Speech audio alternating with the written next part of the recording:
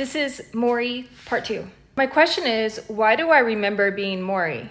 And well, I've had 40 plus years to think about that question. I think I know why, but I could be wrong. With things like this, I believe it's helpful to remain open-minded and have a willingness to change one's opinion.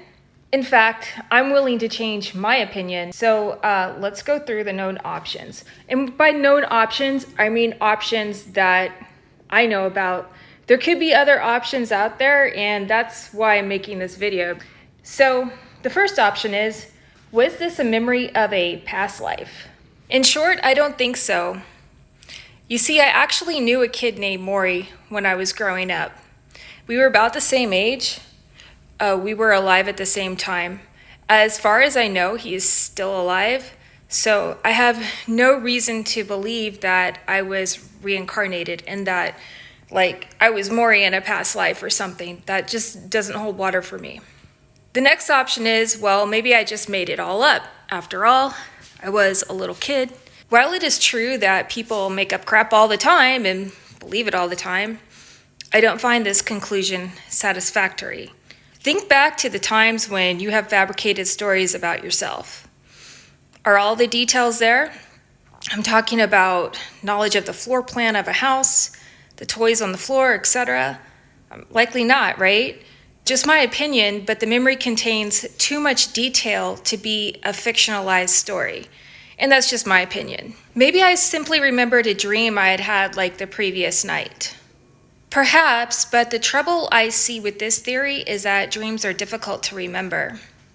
Just speaking for myself here, but if I don't wake up while having a dream, I don't remember it at all.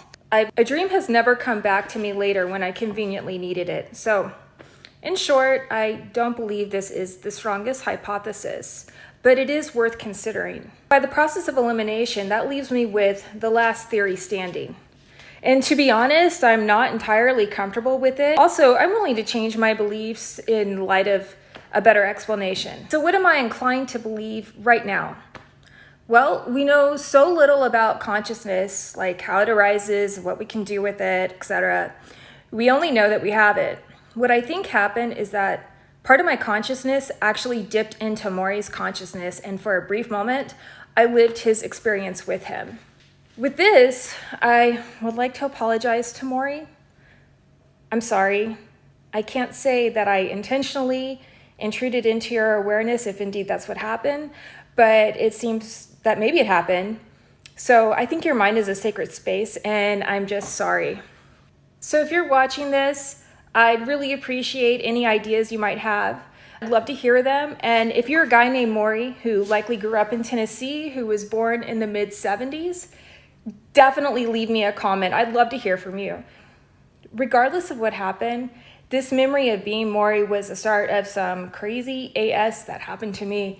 So I will say more about that later. It's a long story.